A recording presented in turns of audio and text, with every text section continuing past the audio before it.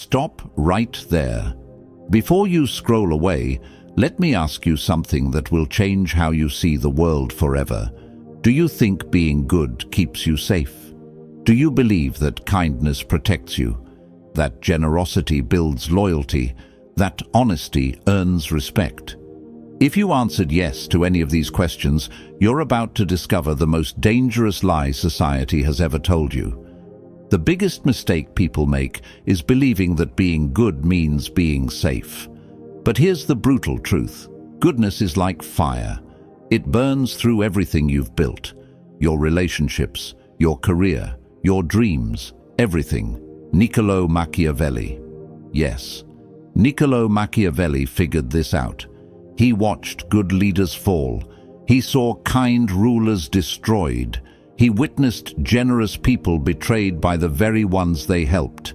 And he wrote it all down. Today, I'm going to share his hidden truth with you, the shocking cost of goodness that nobody talks about. In the next few minutes, you're going to learn why your goodness is actually making you weak, why people don't respect your kindness, they exploit it, and most importantly, how to transform goodness from your greatest weakness into your most powerful weapon. But first, let me be clear about something. I'm not telling you to become evil. I'm not asking you to hurt people. What I'm showing you is how to be good strategically, not blindly. Because the reality is, in a world full of wolves, being a sheep gets you eaten alive. Now, I want you to drop this affirmation in the comments. I choose strategic goodness. From today, everything changes. You will no longer use goodness blindly. You will use it strategically. In this video, we'll uncover why goodness doesn't always protect you. In fact, it often destroys you. And we'll see exactly how to transform it into a source of real power. Let's start with the first shocking truth. Number 1, goodness as exposure. Think about the kindest person you know. Now think about this. Are they truly respected? Or are they the person everyone calls when they need something? But truth is, being good makes you vulnerable, not secure. When you're consistently kind, people start seeing you as predictable. They know you won't fight back. They know you won't say no. They know they can push you around because you're too nice to do anything about it. You become the office doormat, the friend who always pays for dinner, the family member who always says yes to helping, even when it hurts you. Let me tell you about the person. He was the best team manager I ever met. He always helped his team, always covered for them, always put their needs first. Guess what happened? They promoted someone else over him. Why? Because nice people don't look like leaders. They look like servants. People don't respect your goodness. They exploit it. Think about it. When someone is always available to help, their help becomes worthless. When someone never sets boundaries, people will keep crossing them. When someone never shows teeth, people assume they don't have any. Your goodness becomes your weakness because it signals to the world that you can be taken advantage of. Machiavelli once said, "The lion cannot protect himself from traps, and the fox cannot defend himself from wolves. One must therefore be a fox to recognize traps and a lion to frighten wolves." You've been trying to survive as a sheep in a world full of wolves, and that's exactly why you keep getting hurt. Drop this affirmation in the comments. I protect my energy. Number 2, the generosity trap. Here's something that will blow your mind. The more you give to people, the less they appreciate it. I know that sounds backwards, but hear me out. Generosity creates short-term applause. People clap for you. They say nice things. They tell everyone how wonderful you are. It feels amazing, right? But over time, something twisted happens. Your generosity breeds dependency, entitlement, and eventually resentment. Let me explain why. When you help someone once, they're grateful. When you help them twice, they're thankful. But when you help them 10 times, they start expecting it. Your exceptional kindness becomes their normal. If you ever stop helping, they don't remember the 9 times you said yes. They remember the 1 time you said no. Suddenly, you're the selfish one. You're the bad guy. Think about parents who always give their kids everything they want. The first few times, the children are excited and thankful. But soon, those gifts become expected. The new phone isn't special anymore. It's just what mum and dad do. And if the parents ever say no to buying something, the kids get angry and call them unfair. The same thing happens in friendships. You always pick up the check at dinner. You always drive everyone around. You always help people move. At first, they appreciate it, but eventually they stop saying thank you. They just assume you'll handle it. And if you ever need them to return the favor, they're suddenly too busy. This is the generosity trap. You give and give until giving becomes your identity. And the moment you need to receive, or even just stop giving, you become the villain in everyone else's story. Your constant generosity doesn't build loyalty. It builds addiction. People become addicted to your giving, and like any addict, they get angry when their supply is cut off. The psychological truth behind this: humans have something called hedonic adaptation. We get used to good things quickly. What once felt special becomes normal. What once felt generous becomes expected. So your repeated acts of kindness actually lose their power over time. They become invisible. People stop noticing them because they're so common. But your single act of saying no, that stands out like a red flag. That's what they remember. That's what they focus on. That's what they complain about. This happens everywhere. At work, if you always stay late, staying late becomes your normal. Nobody celebrates it anymore. But leave on time once and suddenly you're not committed. In relationships, if you always compromise, compromise becomes expected. But stand your ground once, and you're being difficult. Machiavelli once said, "Benefits ought to be conferred gradually, and in that way they will taste better." The man understood something most people never learn. Scarcity creates value. Abundance destroys it. Drop this affirmation in the comments. I give strategically. Number 3, the mask of virtue. Here's a truth that might make you uncomfortable. Society believes in appearances, not reality. People don't care if you're actually good. They care if you look good. They don't judge your heart. They judge your image. This means that to maintain power and respect, you must wear the mask of goodness while keeping control beneath the surface. Look at the most successful people you know. Do you think they got there by being genuinely nice to everyone? Not. They got there by being smart about when, how, and to whom they show their goodness. They smile in public and make hard decisions in private. They show mercy when it serves them and show strength when it's needed. They understand that the appearance of virtue is more powerful than virtue itself. This isn't about being fake. This is about being strategic. Think about it like this. A doctor might need to cut you open to save your life. Is the doctor being cruel? Not. The doctor is doing what needs to be done, even if it causes temporary pain. Real leaders understand that sometimes being truly good means looking temporarily bad. Sometimes helping someone means saying no to them. Sometimes protecting your team means making unpopular decisions. The mask of virtue isn't about deception, it's about timing. It's about knowing when to show your soft side and when to show your steel. Most people get this backwards. They show their weakness to enemies and their strength to friends. Smart people do the opposite. Machiavelli once said, "Everyone sees what you appear to be. Few experience what you really are." He understood that perception shapes reality.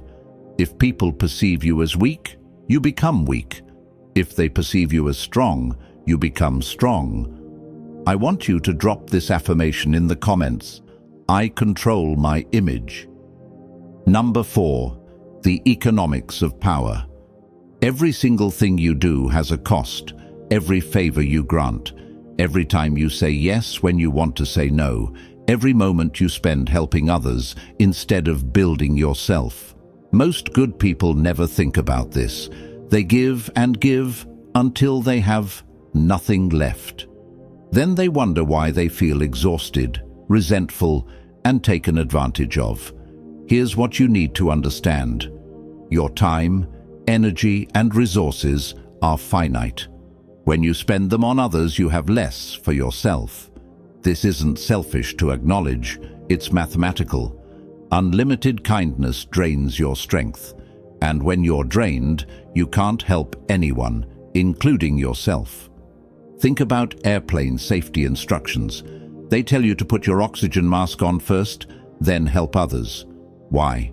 Because if you pass out trying to help someone else first, now 2 people need rescuing instead of 1. Life works the same way. If you exhaust yourself helping others, you become someone who needs help. Now you're a burden instead of an asset. Smart people understand that to survive and thrive, resources and energy must be guarded carefully. This doesn't make you mean. It makes you sustainable.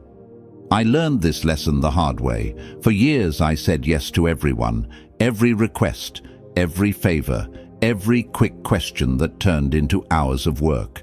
I thought I was being good. But you know what happened? I started resenting people. I felt angry and bitter. My own project suffered. My own dreams got delayed. And ironically, I became less able to help the people who truly needed it. That's when I realized something crucial. Saying yes to everyone means saying no to yourself. And when you abandon yourself, you eventually abandon everyone else too. The most generous people in history weren't the ones who said yes to everything.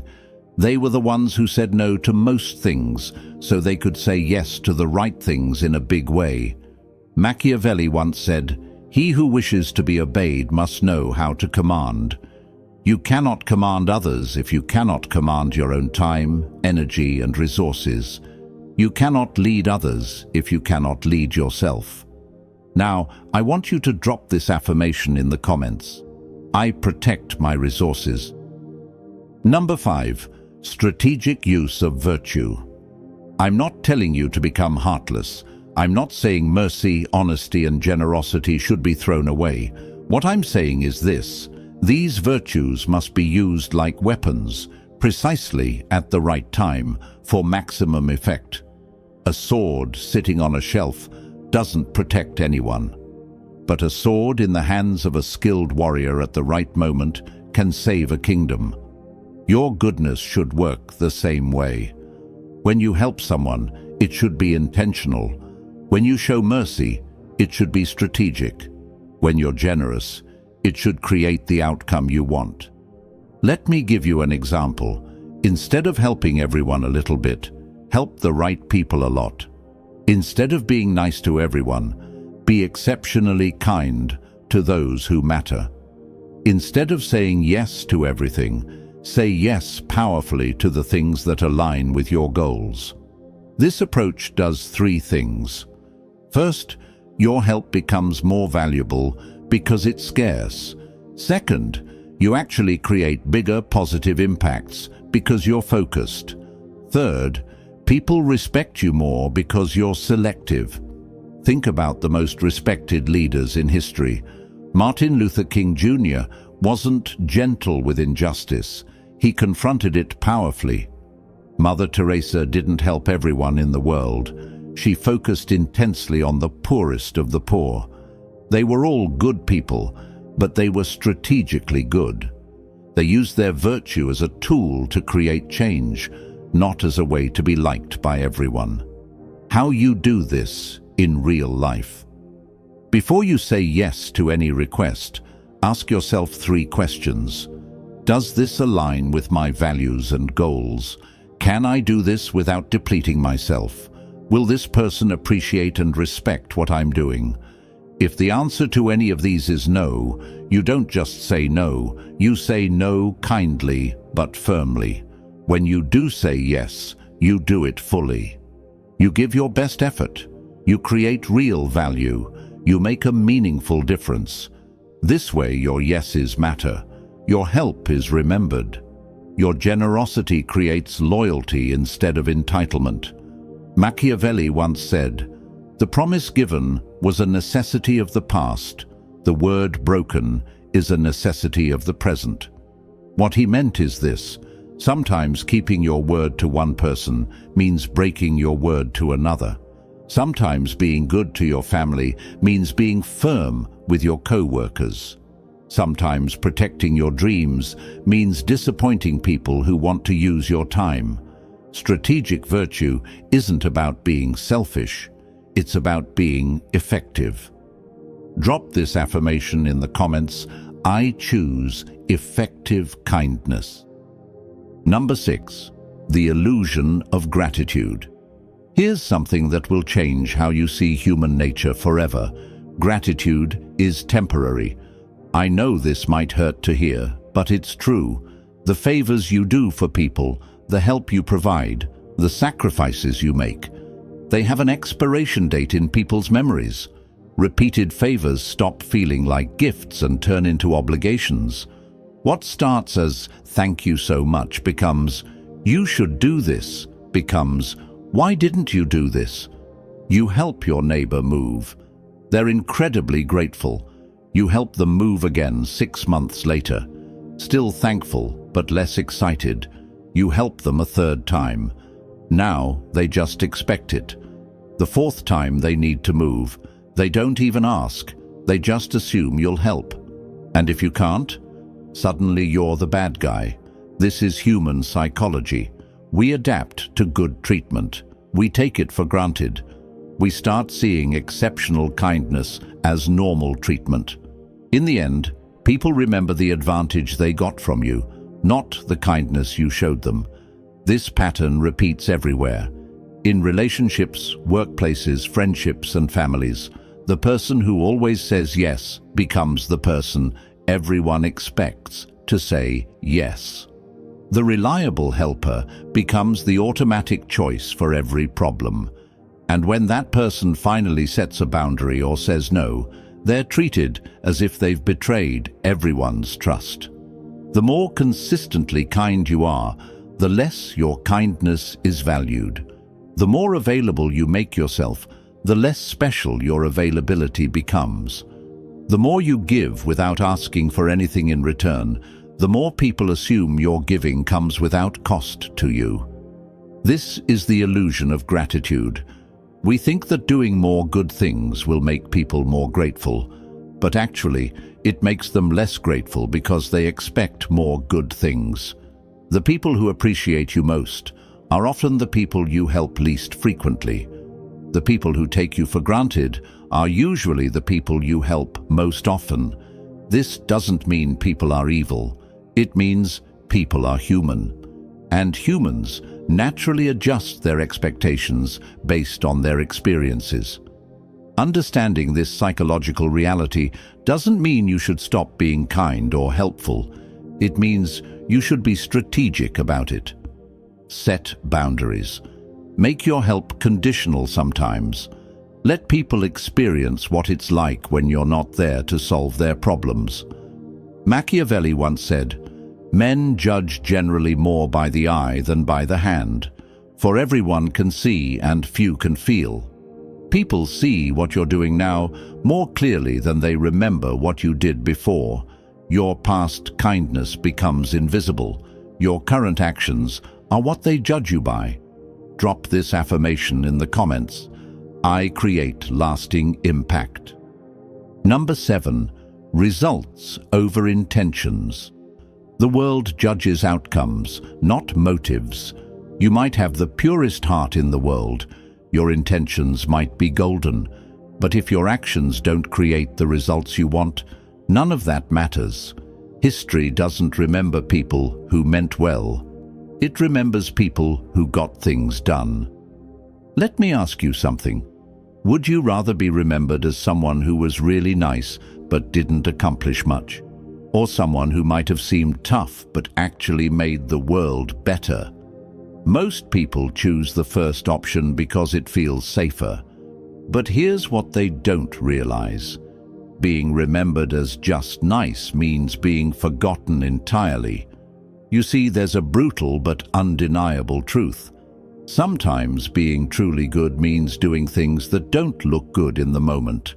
Surface-level kindness often creates temporary comfort, while tough decisions create lasting impact. A parent who disciplines their child isn't being mean. They're being good by teaching the child important lessons. A teacher who gives tough grades isn't being cruel. They're preparing students for the real world.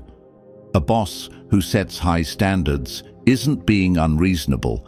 They're helping their team grow stronger.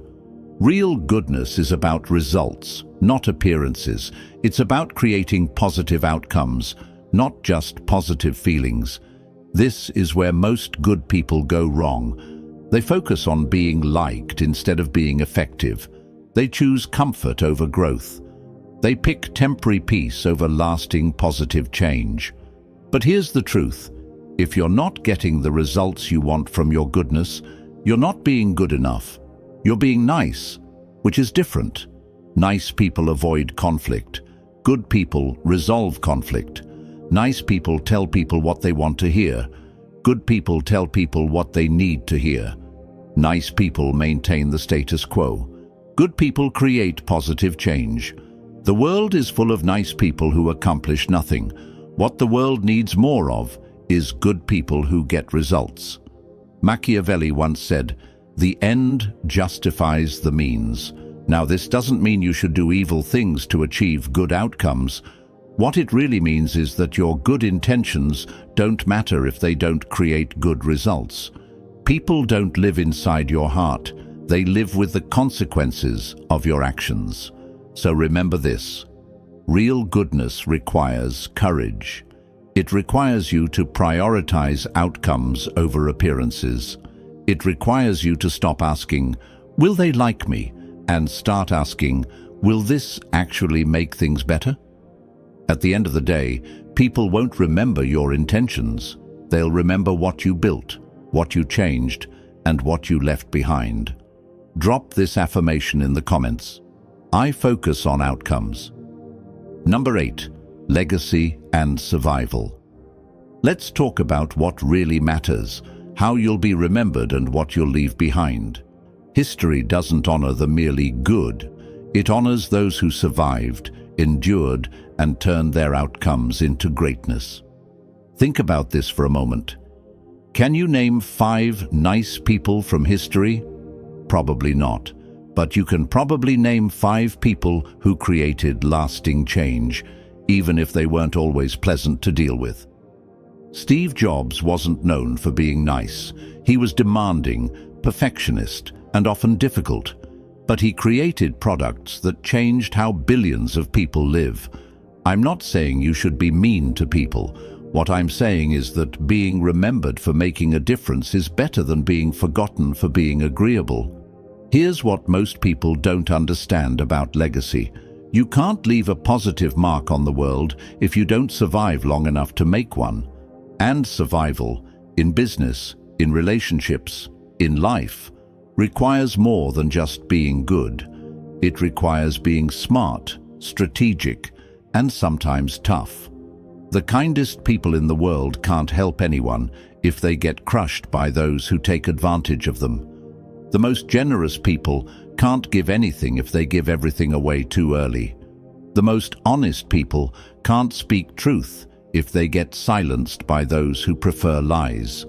You have to survive first. Then you can thrive. Then you can create the legacy you want.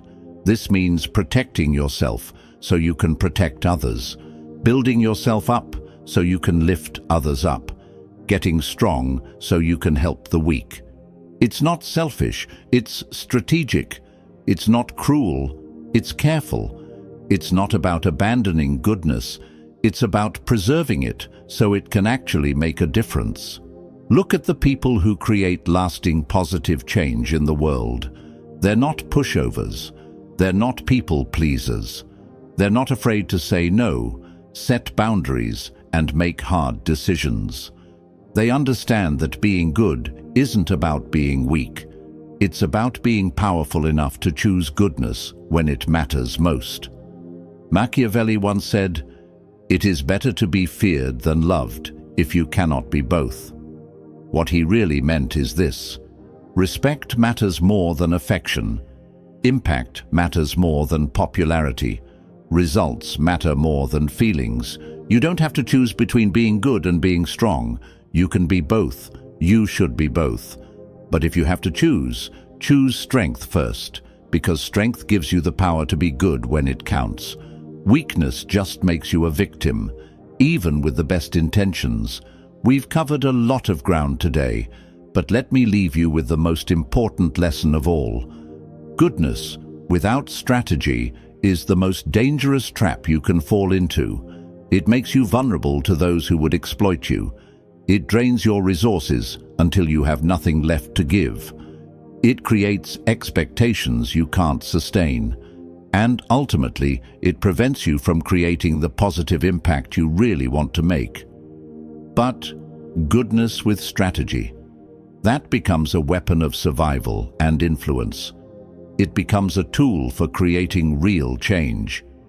It becomes the foundation for a life and legacy that actually matters. You now know the shocking cost of blind goodness. You understand why generosity can trap you, why gratitude fades, and why good intentions without good results are worthless. More importantly, you know how to transform your goodness from a weakness into a strength. How to be kind strategically, how to help effectively, how to create outcomes that matter. Before you leave this video, I want you to make a decision. Are you going to keep being good in the old way, blindly, without boundaries, until it destroys you? Or are you going to start being good in the new way, strategically, effectively, powerfully? So here's the real question, and this is what will determine your future. Will you let goodness weaken you, or will you master it and turn it into power? The choice is yours. But now you have the knowledge to choose wisely. If this video opened your eyes to something new, hit that like button. If you want more truth that challenges how you see the world, subscribe to this channel and ring the notification bell. And if you know someone who needs to hear this message, share this video with them. Your goodness is not your weakness. When used strategically, it becomes your greatest strength. Drop this final affirmation in the comments. I master strategic goodness. Remember, in a world full of wolves, don't be a sheep, be a shepherd. Be someone who protects the flock not through weakness, but through wisdom, strategy, and strength. Thank you for watching, and I'll see you in the next video.